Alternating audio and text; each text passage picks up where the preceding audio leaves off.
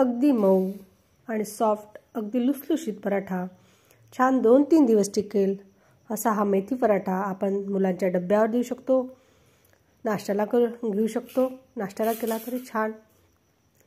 आणि कुठे बाहेरगावी गेलो तर 2-3 दिवसाचा टिकेल असा हा मेथी पराठा मी माझ्या चॅनलवर अपलोड केलेला आहे। जो खाली त्रिकोण दिसतो त्यावर क्लिक करा आणि पूर्ण व्हिडिओ पहा। व्हिडिओ आवडला असेल तर नक्की चॅनलला सबस्क्राईब करा आणि लाईक करा आणि मला कमेंटद्वारे सांगा की तुम्हाला हा व्हिडिओ, हा पराठा कसा वाटला। नक्की कमेंटद्वारे सांगा। चला तर मग बाय।